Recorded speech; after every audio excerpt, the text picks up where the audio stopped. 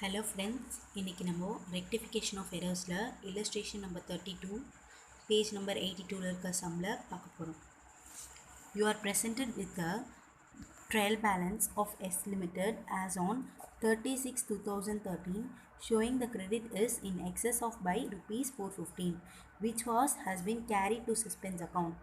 On a close scrutiny of the books, the following errors were revealed. A check of rupees 3,456 received from Shankar after allowing him a discount of rupees 46 was endorsed to Sharma in full settlement of rupees 3,500. The check was finally dishonored but no entries are passed in the books. இதுக்கு நம்ம எப்படி entry போடுறதுன்னு பார்க்கலாம். First line என்ன எழுதியிருக்குன்னா a check of rupees 3,456 received from Shankar after allowing him a discount of 46. 3456 வந்து நமக்கு வந்து ஷங்கர் கிட்டேருந்து வந்து ரிசீவ் ஆயிருக்கு. அவருக்கு வந்து டிஸ்கவுண்ட் அலோவ் பண்ணதுக்கப்புறமா எவ்வளோ டிஸ்கவுண்ட் அலோவ் பண்ணியிருக்கோன்னா 46 ருபீஸ் வந்து அலோவ் பண்ணியிருக்கோம். ஸோ காசு உள்ளே வருது.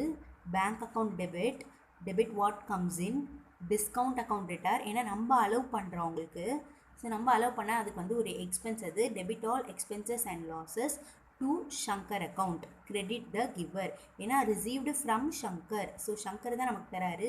To Shankar account credit the giver. So Shankar account வந்து அவர் வந்து எவ்வளோ நமக்கு தராருன்னா 3,456 ருபீஸ் வந்து நமக்கு தராரு. ஸோ பேங்க்கில் நமக்கு 3,456 வருது. After allowing him a discount of 46 நமக்கு அவர் நெட் அமௌண்ட் அவர் எவ்வளோ தரணும்னா 3,502 வந்து தரணும். நெக்ஸ்ட் லைன் என்ன சொல்கிறாங்கன்னா was endorsed to Sharma in full settlement of rupees 3,500. இந்த செக்கையே நமக்கு ஷர்மாக்கு நம்ம வந்து என்டோஸ் பண்ணுறோன்னா நம்ம வந்து டிரான்ஸ்மிட் பண்ணுறோம் ஷர்மாக்கு. ஸோ ஷர்மா அக்கௌண்ட் டெட்டார் 3,500 தான் அவரோட full settlement. So debit the receiver 3,500 to bank account 3,456. இந்த 3,456 எப்படி வந்துச்சுன்னா நம்ம எந்த செக்கை என்டோஸ் பண்ணுறோன்னா மேலே இருக்க இந்த செக்கை தான் நம்ம வந்து என்டோஸ் பண்ணுறோம். அதோட அமௌண்ட் எவ்வளோனா 3,456. அவருக்கு நம்ம வந்து 3,500 ருபீஸ் தரணும். ஆனால் எவ்வளோ தான் கொடுத்துருக்கோன்னா 3,456 ருபீஸ் தான் கொடுத்துருக்கோம். ஸோ மீதி இருக்க 44 ருபீஸ் நமக்கு என்னதுன்னா டிஸ்கவுண்ட்டு. ஸோ ஃபர்ஸ்ட் வந்து ஷங்கர் நமக்கு பே பண்ணுறாரு. 3,456 அவர் நமக்கு பே பண்ணியிருக்காரு. ஆனால் ஒரிஜினல் அமௌண்ட் நமக்கு அவர் வந்து எவ்வளோ பே பண்ணணும்னா 3,502 வந்து பே பண்ணணும். ஆனால் இவ்வளோ தான் பே பண்ணியிருக்காரு. ஸோ நம்ம எவ்வளோ டிஸ்கவுண்ட் கொடுத்துருக்கோன்னா 46 ருபீஸ் வந்து டிஸ்கவுண்ட் கொடுத்துருக்கோம். அதே மாதிரி ஷங்கருக்கு வந்து நம்ம 3,500 ஃபுல் செட்டில்மெண்ட் பண்ணணும். ஆனால் வந்து நம்ம எவ்வளோ தான் பே பண்ணியிருக்கோம், எந்த செக்கை என்டோஸ் பண்ணியிருக்கோன்னா 3,456 இந்த செக்கை தான் நம்ம வந்து என்டோஸ் பண்ணியிருக்கோம். ஸோ மீதி இருக்க 44 ருபீஸ் வந்து நமக்கு வந்து டிஸ்கவுண்ட்டு. ஸோ இந்த செக் ஃபுல்லாகவே டிஸ்ஆனர் ஆயிடுச்சுன்னா இதோட அப்படியே ஆப்போசிட் என்ட்ரியே போடணும்னு அர்த்தம். ஸோ ஆப்போசிட் என்ட்ரி எப்படி போடுவோன்னா இந்த ஷங்கர் அக்கௌண்ட் கிரெடிட்டில் இருக்குது கரெக்டாக. ஸோ இதை டெபிட்டில் எடுத்து போடுவோம். Shankar account debit 3,502. Next discount account இங்கே டெபிட்டில் இருக்குது 46 ருபீஸ். அந்த 46 ருபீஸை நம்ம இப்போ கிரெடிட் பண்ண போகிறோம். To discount rupees 46. Next entry Sharma account டெபிட்டில் இருக்க ஷர்மா அக்கௌண்ட்டை இப்போ நம்ம கிரெடிட் பண்ண போகிறோம்.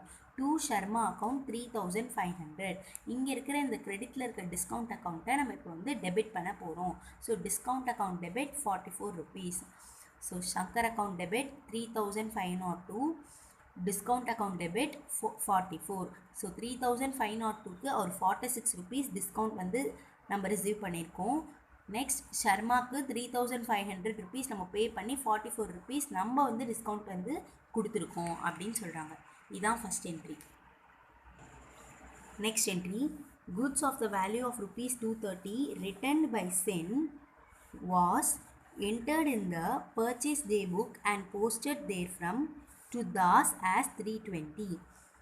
ஸோ ரிட்டர்ன் வந்து பண்ணியிருக்காங்க. சென் வந்து நமக்கு பண்ணியிருக்காங்க. அப்போ அது சேல்ஸ் ரிட்டனை தப்பாக பர்ச்சேஸ் புக்கில் என்ட்ரி பண்ணிட்டாங்க.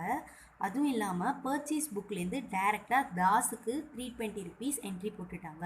ஸோ இதுக்கான ரெக்டிஃபிகேஷன் என்ட்ரி என்னென்னா first correct entry return inward account debit to send account 230 rupees 230 rupees. So return இன்வர்டுன்றது சேல்ஸ் வந்து நமக்கு கிரெடிட் நேச்சர், அப்போ சேல்ஸ் ரிட்டர்ன் வந்து நமக்கு டெபிட் நேச்சராக இருக்கும். So sales return account debtor to Sen account 230, இதுதான் நமக்கு கரெக்ட் என்ட்ரி. ஆனால் அவங்க என்ன என்ட்ரி ராங் என்ட்ரி போட்டுட்டாங்கன்னா பர்ச்சேஸில் வந்து போஸ்ட் பண்ணிட்டாங்க. So purchase account debtor to Das account, தாஸில் பர்ச்சேஸ்லேருந்து போஸ்ட் பண்ணிட்டாங்கன்னு சொல்கிறாங்க.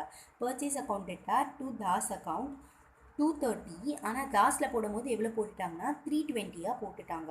ஸோ இதுக்கான ரெக்டிஃபிகேஷன் என்ட்ரி எப்படி இருக்கும்னா, ஸோ கரெக்ட் என்ட்ரியை ஃபஸ்ட்டு எழுதிடணும்.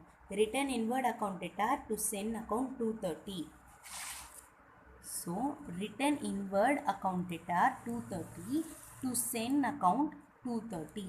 நெக்ஸ்ட் வந்து ராங் என்ட்ரி. ராங் என்ட்ரி என்ன இருக்குது? Purchase account debtor 230 to Das account 320. So பர்ச்சேஸை வந்து டெபிட்டில் இருக்கிறத கிரெடிட் பண்ணணும், கிரெடிட்டில் இருக்கிறத டெபிட் பண்ணணும். So Das account debtor 320 to purchase account 230. Balance இருக்கிற 90 rupees நம்ம சஸ்பென்ஸ் அக்கௌண்ட்டுக்கு ட்ரான்ஸ்ஃபர் பண்ணுவோம். So next entry, bad debts aggregating rupees 505 written off during the year in the sales ledger but were not recorded in the general ledger. So bad debts வந்து sales லெஜரில் வந்து post பண்ணிட்டாங்க, ஆனால் general லெஜரில் வந்து post பண்ணலை. So இதுக்கான bad debts account debtor to suspense account. So நமக்கே தெரியும் debit all expenses and losses. Bad டெப்ஸ்ன்றது நமக்கு ஒரு லாஸஸ், ஸோ அதை நம்ம டெபிட் பண்ணுறோம். இது ஒன் சைடர் எரராக இருக்கிறதுனால சஸ்பென்ஸ் அக்கௌண்ட்டில் போஸ்ட் பண்ணுறோம் அந்த 505 rupees. Next entry, bill of rupees 750 received from Mukherjee for repairs to machinery was entered in the inward invoice book as rupees 650. என்ன சொல்கிறாங்கன்னா 750க்கு நம்ம மிஷினரியை வந்து ரிப்பேர் பண்ணியிருக்கோம், அதுக்கான பில் வந்து நம்ம ரிசீவ் பண்ணியிருக்கோம் முகர்ஜிக்கிட்டேருந்து. ஆனால் அது இன்வர்ட் இன்வாய்ஸ் புக் அப்படின்னா பர்ச்சேஸ் புக்கில் வந்து அவங்க 650 என்டர் பண்ணிட்டேன்னு சொல்கிறாங்க. Repairs account debit all expenses and losses 750. Purchase வந்து டெபிட் நேச்சர், அதை கேன்சல் பண்ணுறதுக்கோசரம் நம்ம கிரெடிட் நேச்சர் கொடுத்துருக்கோம். To purchase account 650. பேலன்ஸ் இருக்க 100 rupees நம்ம முகர்ஜி அக்கௌண்ட்டில் என்ட்ரி பண்ணிடுவோம். Next entry, goods worth rupees 1234 purchased from Mr. Y on 28/6/2013 had been entered in the day book and credited to him but was not delivered till 5th June 2013. Stock being taken by the purchase on 30/6/2013. The title of the goods was however passed on 28/6/2013. என்ன சொல்கிறாங்கன்னா, goods வந்து purchase பண்ணியிருக்கோம் mister Y கிட்டேருந்து, அது வந்து டே புக்கில் வந்து entry பண்ணிட்டாங்க, அதாவது பர்ச்சேஸ் புக்கில் வந்து என்ட்ரி பண்ணிட்டாங்க. credited to him but was not delivered. அவங்க குட்ஸ் வந்து பர்ச்சேஸ் பண்ணிட்டோம், எல்லாமே என்ட்ரி பண்ணியாச்சு, ஆனால் குட்ஸ் வந்து நமக்கு இன்னும் டெலிவரி ஆகலை. 5th June வரைக்கும் டெலிவரி ஆகலை. Stock being taken by the purchase on 30/6/2013. So stock வந்து எப்போ நம்மக்கிட்ட வந்து சேருதுன்னா 30/6/2013 அன்றைக்கி தான் அது பர்ச்சேஸில் வந்து அந்த ஸ்டாக் வந்து இன்க்ளூட் ஆகுது. The title of the goods was however passed on 28/6/2013. Title means ownership, ஆனால் அதோட ஓனர்ஷிப் வந்து நமக்கு 28/6 வந்து பாஸ் ஆயிடுச்சு.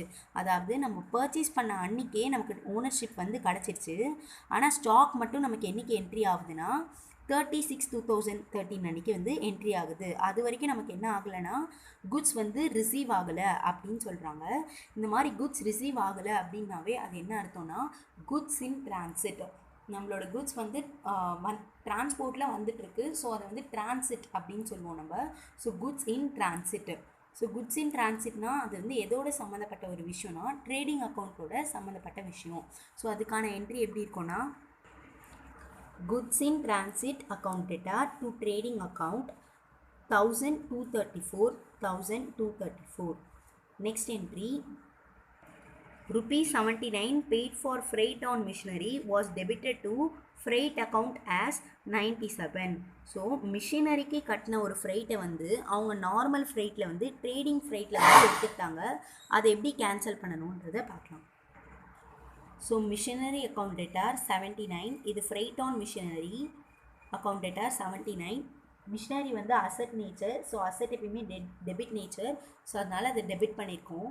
ஃப்ரைட் வந்து நமக்கு எக்ஸ்பென்சஸ், அது வந்து டெபிட் நேச்சர், அதை கேன்சல் பண்ணுறதுக்கோசரம் நம்ம கிரெடிட் வந்து கொடுத்துருக்கோம் 97 ருபீஸ். 97 ருபீஸ் தான் அவங்க மாற்றி போட்டுட்டாங்க. பேலன்ஸ் இருக்கிற 18 ருபீஸ் வந்து நம்ம வந்து சஸ்பென்ஸ் அக்கௌண்ட்டுக்கு வந்து ட்ரான்ஸ்ஃபர் பண்ணிடுவோம். So machinery account debtor 79, suspense account debtor 18, to freight account 97.